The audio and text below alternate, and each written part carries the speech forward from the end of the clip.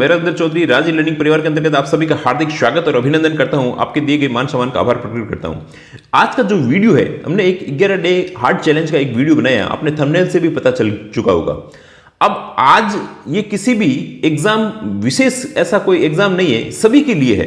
तो इसको आप पूरे वीडियो को देखें, शेयर करें, लाइक करें। बहुत ही ज्यादा आपके एक यूजफुल होने वाला है, जिसके अंतर्गत हम बहुत ही ऐसी तकनीक बताएंगे। इस तकनीक के माध्यम से अपन अपने लाइफ के अंतर्गत बहुत सारी चीजें चेंज कर सकते हैं। देखो, इससे पहले 1 मिनट जो मोटिवेशन वाली चीज लेते हैं, हालांकि पूरा मोटिवेट करने का ही आपका काम है, जिससे आप अपने काम के अंतर्गत पूरी शिद्दत से और पूरी अपने मेहनत के द्वारा काम कर सकते हैं। देखिए, निरंतरता ही औसत को उत्कृष्ट बनाती है।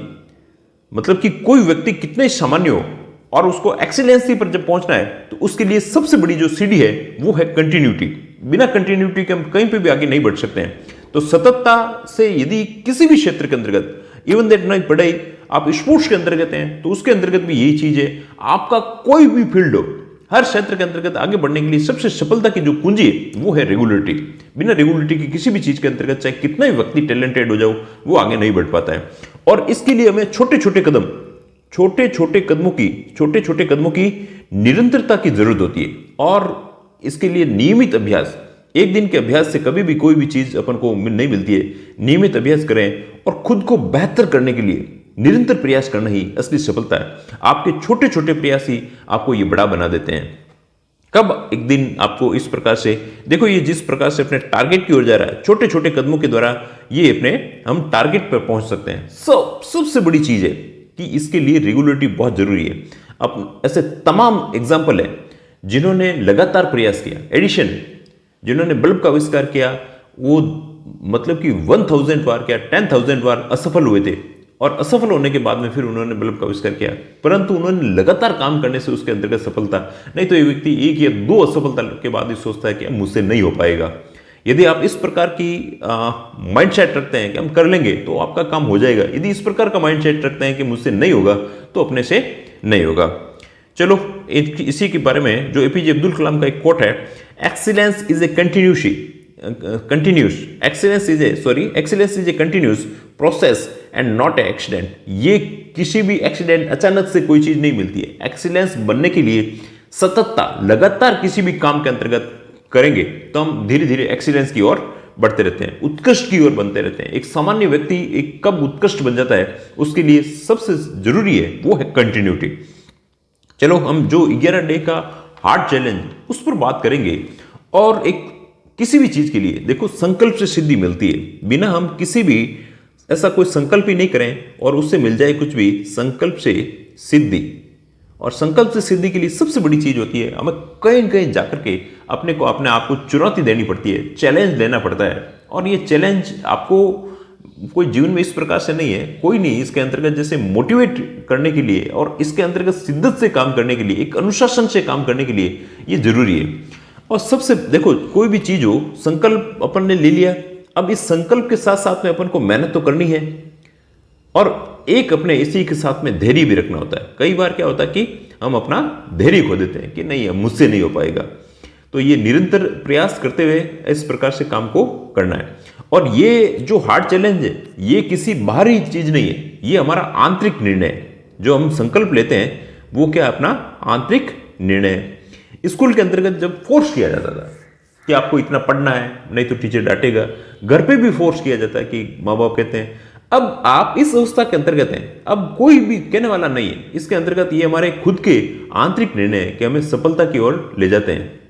हमने अपने खुद से अपने इस प्रकार का एक अपनी क्षमताओं को देखते हुए इस प्रकार के एक दृढ़ निश्चय किया है कि मुझे इस प्रकार का काम करना है।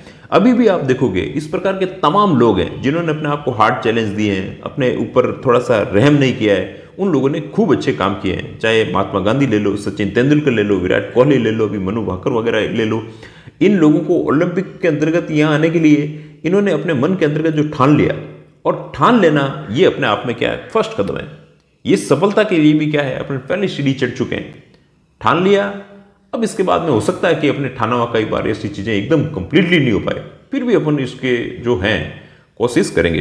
एक इसके अंतर्गत जो 11 दिन का हार्ड चैलेंज है, हालांकि जिसमें हार्ड चैलेंज के अंतर्गत जो 75 डेज जो सबसे पहले इसने जिसने इजाद किया था, उसके अकॉर्डिंग ये था कि यदि इस हार्ड चैलेंज को हम टूट जाता है तो वापस से अपन को फर्स्ट डे से स्टार्ट करना है।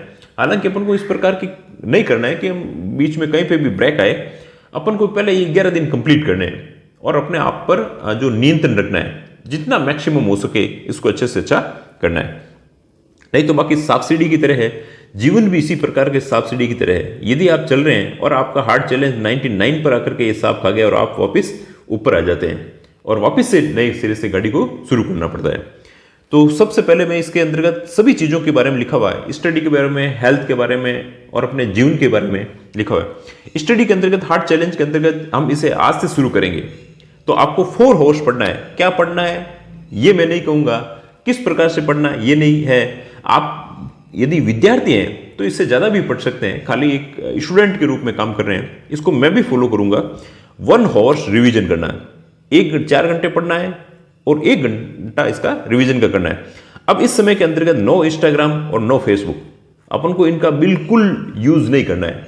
11 दिन तक अपन को अपने ऊपर एक संयम बरतते हुए काम को करना है।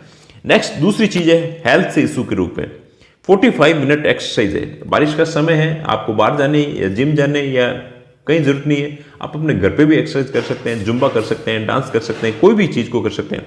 और इन दिनों में नो जंक फूड एंड ना ऑयली फूड, इनको भी बारिश के समय में कंट्रोल करना मुश्किल है, पर अपने ऊपर नियंत्रण से अपने एक संकल्प अपना होता है। नेक्स्ट चीज है, इसी के अंतर्गत हम रोज एक अपन को अफर्मेशन अपन को देना है। मैं अपने जीवन के लिए 100% जिम्मेदार हूं, कोई दूसरा जिम्मेदार नहीं है। मैं किसी भी चीज को किसी को दोष नहीं देता। इस प्रकार के अफर्मेशन भी अपने आप को देने, कोई दूसरा अपने जीवन के लिए क्यों जिम्मेदार होगा, अपन खुद ही जिम्मेदार है। जिस स्थिति के अंतर्गत है ये अपना निर्णय है, ये किसी दूसरे का निर्णय नहीं है। अपन कुछ करना चाहते हैं तो अपन को खुजली हुई है, इसलिए अपन कुछ करना चाहते हैं, ये किसी दूसरे के आधार पर नहीं कर रहे हैं। I am 100% responsible for my life, I do not blame anything in the anyone.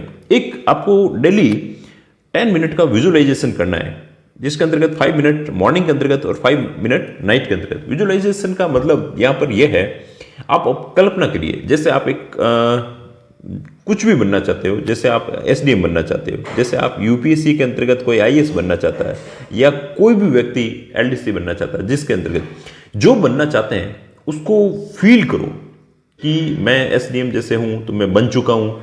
मैं यूपीएससी के अंतर्गत आप कलेक्टर बनना चाहते हैं तो कलेक्टर बन चुके हैं। आप उस ट्रेनिंग को फील करो, आप उस सब चीज़ों को जब हम फील करते हैं तो अपने धीरे धीरे क्या होता है कि जहन के अंदर घुसते हैं और हमारी सारी सेल्स है, जो सारी कोशिकाएं हैं, वो एक्टिवेट हो जाती है और अपने को आगे बढ़ने के लिए प्रेरित करती रहती है। तो ये 4 चीज़ें अपन को करनी है। स्टडी के अंतर्गत 4 hours study, 1 hours revision, no Instagram और नो फेसबुक। इसके अलावा हेल्थ के अंतर्गत 45 minute exercise, no junk food और ना ऑयली फूड करना है। एफर्मेशन, अपने आप को एफर्मेशन देना है। और विजुअलाइजेशन 10 मिनट का, 5 मिनट का मॉर्निंग और 5 मिनट का नाइट में सोते हुए, जिससे सोते हुए पूरी रात के अंतर्गत आपके अंतर्गत इस प्रकार की जो फीलिंग है वो फीलिंग आपको काम करने के लिए प्रेरित करेगी। डेली एक मैसेज आपको मुझे भेजना है आफ्टर टास्क कंप्लीट, चाहे आपकी टास्क 2 बजे हो चाहे 3 बजे हो, आपको सिर्फ मैसेज भेजना, फोन कॉल्स वगैरह नहीं करना है। वो 9413621099 पर आप एक मैसेज भेज दीजिए। और कौन कौन इस के अंतर्गत 11 डे हार्ड चैलेंज के अंतर्गत शामिल हो रहा है वो भी मुझे मैसेज करके जरूर बताएं।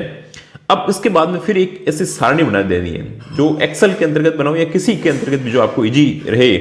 ये पहले उस दिन 3 तारीख को ऐसा करने का विचार था, वो अपन नहीं कर पाए, इसीलिए अपन को 6 तारीख से यहाँ से स्टार्ट कर देना है। जैसे ये आज 6 तारीख हो गई है तो 6 अपने 2024 स्टडी आपने कर ली, हेल्थ कर ली, ये अपने हेल्थ के बारे में, अफर्मेशन का, विजुअलाइजेशन का, और जो चीज़ नहीं हो उसको भी आप थोड़ा सा रिमार्क के अंतर्गत भी, और इससे आप बेटर क्या कर सकते हो इसके बारे में भी आपको एक डायरी के अंतर्गत डेली एक नोट भी लिखना है आपको। If this is the way of second time I was living this day what would I different. यदि आपको ये सेकेंड डे इस प्रकार का दिन मिलता तो आप इसके अंतर्गत क्या बेटर कर सकते थे। ये चीजें अपन को करनी है कि भाई मैं इसमें और अच्छा कर सकता था, मैं मेरे एक्सरसाइज ऐसे कर सकता था, मैं मेरे अपने अफर्मेशन ऐसे दे सकता था, मैंने ये नहीं है। और हार्ड चैलेंज का मतलब हार्ड चैलेंज है, इसके अंतर्गत किसी भी प्रकार की कोई रियायत नहीं है। और यदि रियायत है वो इस सब्सिडी की तरह वापस से इसी को शुरू करना है और 11 डे आपको हार्ड चैलेंज के अंतर्गत लेना है। इसके बाद में हम धीरे धीरे और बड़े बड़े लेंगे। 1 साल तक हमने, यदि सही बता रहा हूँ, इस पर काम कर लिया तो हमें जीवन के अंतर्गत किसी भी फील्ड के अंतर्गत चले जाएं, कोई भी रोकने वाला नहीं है।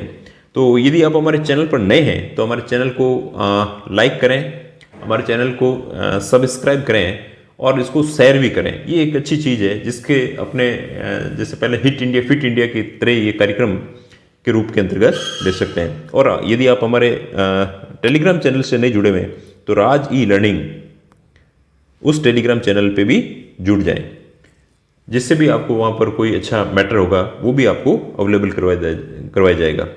तो हैव ए नाइस डे। आप लोगों को बहुत बहुत शुभकामनाएं। थैंक्स।